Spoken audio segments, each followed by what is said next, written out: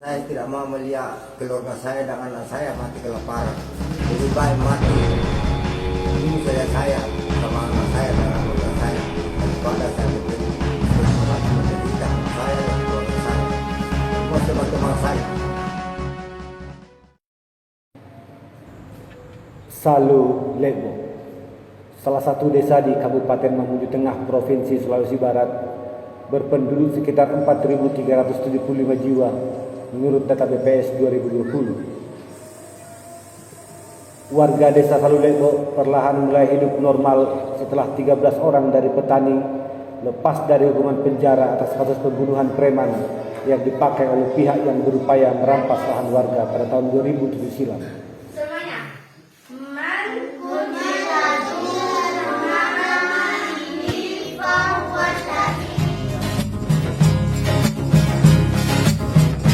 Apa guna punya ilmu tinggi kalau hanya untuk membodohi. 10 tahun kemudian, tepatnya 2017, ketentraman desa ini kembali diusik oleh desas-desus pembangunan bendungan. Para petani hidup dalam ketidakpastian hingga akhirnya tahun 2021 alat berat mulai berlalu lalang mereka.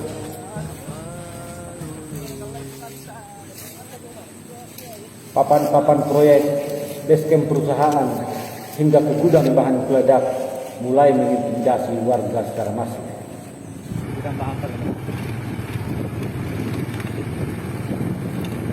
Tumpukan besi, mesin pemecah batu siap dirangkai. Sekarang ini sudah mulai berlangsung pengambilan material dari sungai dan gunung yang diduga ilegal alias tanpa izin tambang dan SC.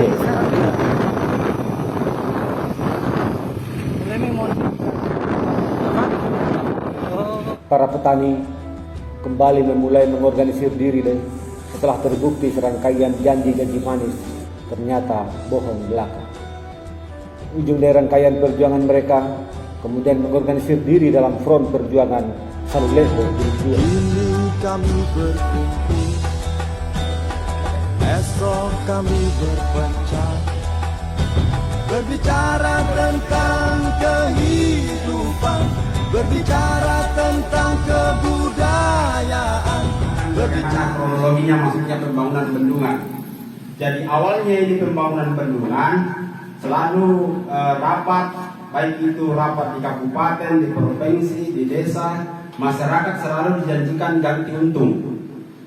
Tapi celakanya ganti untung ini tidak dituangkan dalam kesepakatan bersama. Dia hanya menyampaikan sepihak saja, lalu berubah lagi menjadi ganti rugi, lalu berubah lagi menjadi ganti layak. Semua kami menerima. Tapi sampai hari ini pihak pengembang maupun dari pemerintah tidak ada yang bertanggung jawab. Berapa lama begini berkebun di sini? Sudah 21 tahun. 21 tahun. Iya. Itu kebun tak dikerja terus? Dikerja terus, tinggal di dalam.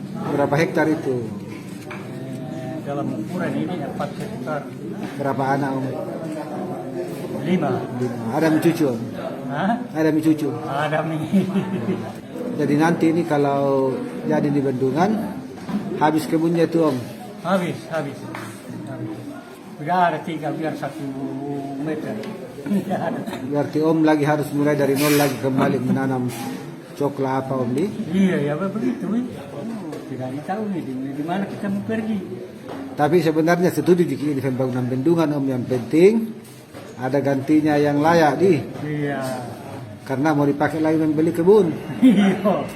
Pakai. Mau kasih kembali kita punya tanah. Oh. Saya masuk tahun 99 bulan 6. Pak sendiri sampainya telapak tangan saya pakai kipas 2 lapis, pakai kapas. 4 tahun saya berturut-turut membuka. Berapa anak tak? Wah, kalau anak di itu Pak banyak 8. Itu hasil kebun itu yang hidup itu 8 orang dulu. Wah iya, memang. Apa dia mau tuh pakai jamin kalau bukan Itu yang dibuka hasil kebun. Durian, langsat, rambutan, cengkeh. Tapi sebenarnya ini Pak tidak apa-apa jadi bangun. Setuju Jiki, yang penting diganti. Ah, ya. Kenapa tidak Pak? Mungkin nggak kita bicara soal land bank, soal HGU yang didominasi ratusan ribu hektar oleh 1-2 orang, tentang 1% orang yang bisa menguasai 99% orang. Iya. Nah, tanah kemudian kok bisa tanah ini sebegitu vitalnya untuk orang hidup, kemudian untuk orang mempunyai kebutuhan premier ya. Kan dari tanah semua nih, bangun rumah di tanah, sayur-sayuran, Persis. apa semua ini kebutuhan premier itu. Apakah ini yang menyebabkan di pelosok-pelosok itu terjadi masalah ini? Tanah yang barang primer yang nggak ada penggantinya ini, itu menjadi benar-benar sekarang sudah menjadi barang privat ya, dilepas tanpa ada ukuran gitu ya, sehingga hanya yang berkuasa banget yang bisa menguasai tanah. Berapa puluh tahun begini di Sauleng kok berkebun? Dari 1999. Berarti dari dulu itu kita rawat terus itu kebun. Oh iya, sampai sekarang tidak pernah Udah pernah tinggalkan. ya tidak pernah ditinggalkan. Terendam semua nanti itu. Oh iya, tidak ada yang sisa. Tinggalan semua. Berapa anak tak? 2. 3. 3. Ya. Cucu 5. Oh, cucu 5. Ya. Masih ada yang sekolah. Oh, ada kuliah di Makassar. Oh. Ya, habis kebun yang susah payah di Serlepo. Nah, tidak tahu saya mau lari kemana kan. Jadi cuma itu saya punya tanah Serlepo. Dari dulu kita setuju, tapi itu kalau dibayar ya kita. Nah, lanjut bersaing kerja, kalau tidak ya bayar dulu baru kerja. Awalnya saya masuk ke sini baru 3 kakak itu masuk mau membuka pertama. Keresahan saya sekarang ini adanya ini bendungan. Saya bilang bahwa kalau ini bendungan tidak diganti baik ini, lari kemana saya ini? Dan saya tidak mau melihat keluarga saya dan anak saya mati kelaparan. Lebih baik mati, bunuh saja saya sama anak saya dan keluarga saya. Bunuh saja saya sama anak saya dan keluarga saya. Daripada saya menderita anak saya dan keluarga saya. Dari most teman-teman saya. Lari kemana saya lagi kalau tenggelam di sini? Tidak ada tempat tinggal. Kalau mati kak dibunuh saja, tidak ada nih rasakan apa. Tanggal 13 Juli 2020, mendadak Kementerian Lingkungan Hidup dan Kehutanan memberikan izin pinjam pakai kawasan hutan produksi untuk pembangunan bendungan tanpa sama sekali melibatkan para petani yang telah menggarap puluhan tahun. Padahal, menurut Ketua DPRD Mamuju Tengah Arsal Aras, pemerintah Mamuju Tengah telah cukup lama mengusulkan pelepasan HPT tersebut. Dokumen andal yang katanya berisi analisis secara cermat terhadap dampak penting dari suatu rencana proyek, parahnya lagi dinyatakan tidak ada manusia yang terkena dampak karena lokasi pembangunan jauh dari pemukiman. Ini tanah garapan. Hak paling dasar dari hukum tanah ya digarap. Penguasaan fisik itu salah satu prosedur yang sangat Ya, penting. itu pentingnya. Jadi saya menggarap, karena itu saya menguasai secara fisik. Iya. Untuk memanfaatkan, kan di dalam hukum tanah, dalam filosofi, siapa yang memanfaatkan tanah, dalam bahasa hukum menguasai fisik, dia menghasilkan hubungan hukum dengan objeknya. Ada momentum untuk mempersoalkan kembali hak paling dasar rakyat, yaitu tanah itu. Iya. Dan Pak Jokowi sendiri yang bilang, kita mesti sertifikasi itu. Oh ya, bagi-bagi sertifikat mestinya pada penguasa fisik pertama tuh yang nggak punya tanah tuh, rakyat. Bagaimana bisa keluar sebuah surat apapun ya bentuknya tanpa kemudian melibatkan orang yang berada di tanah itu kan?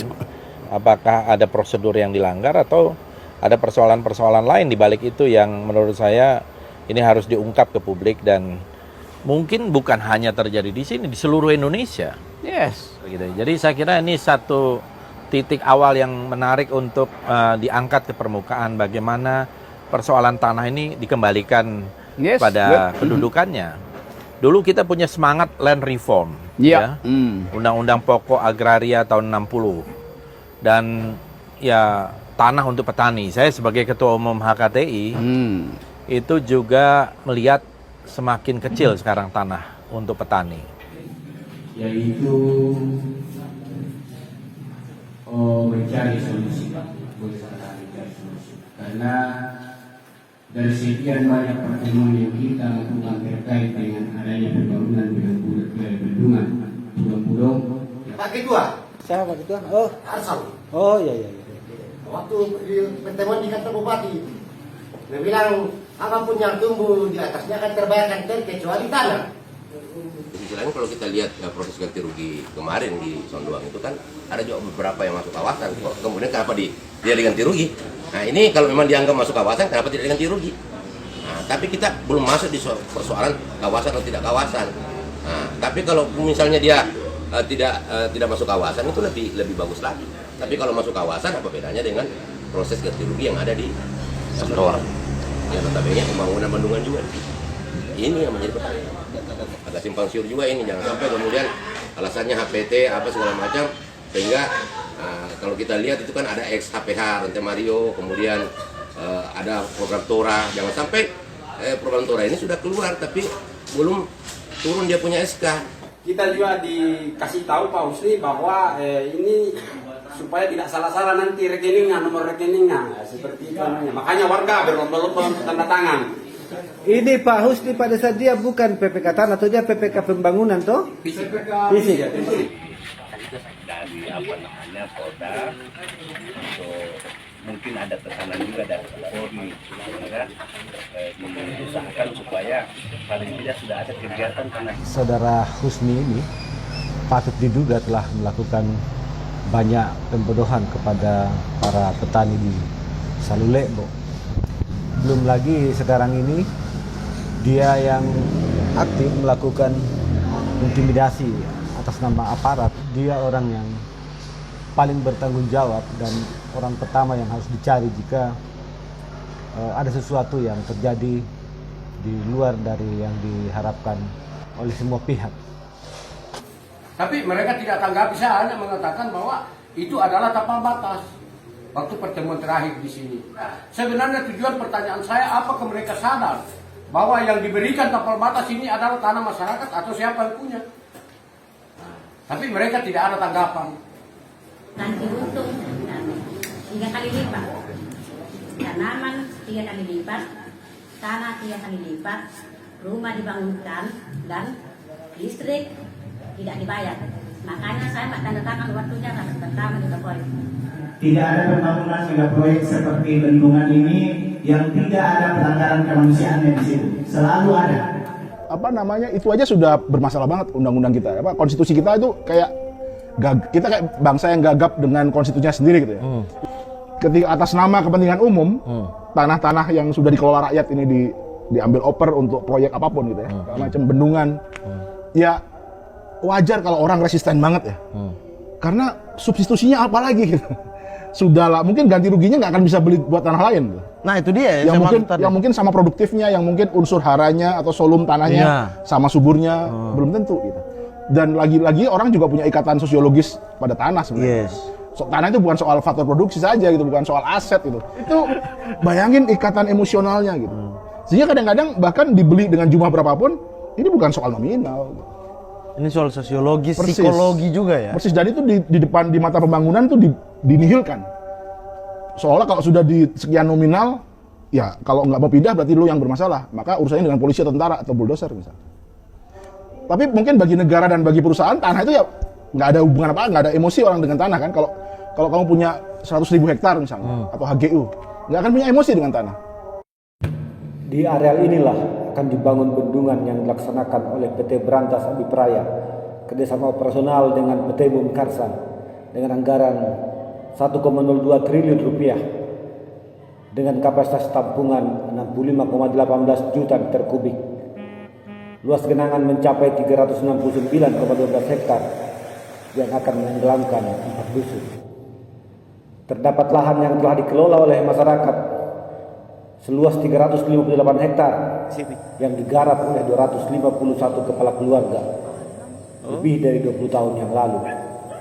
Bahkan di sebagian tempat telah dihuni oleh suku anak dalam secara turun-temurun, jauh sebelum kayu-kayu di hutan ini ditebang oleh PT Rante Mario ketika Orde Baru masih berkuasa. bagi di maksudnya didatangi kumah tak ada video lokasi itu kok apa yang serangan itu adalah pada selama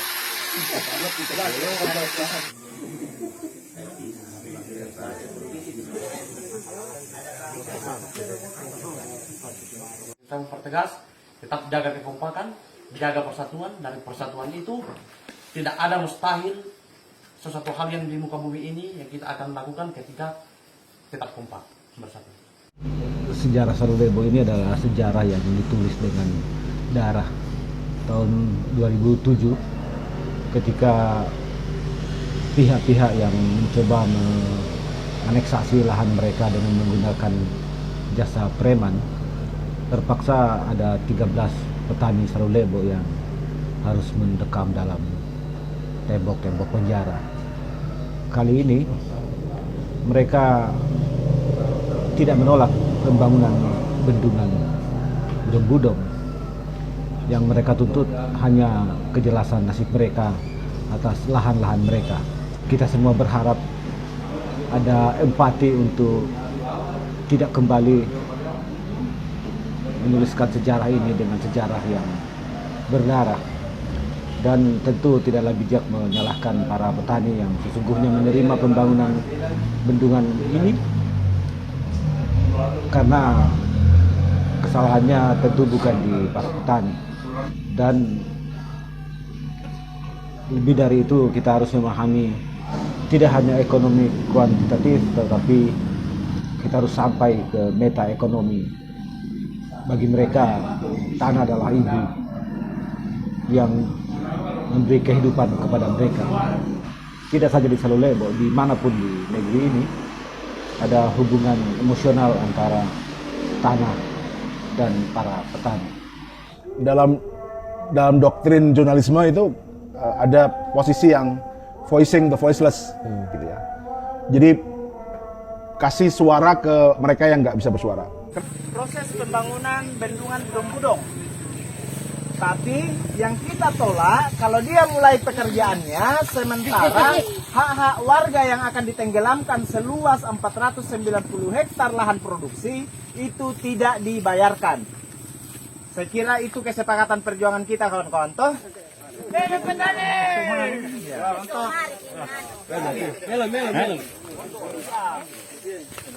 Hidup petani!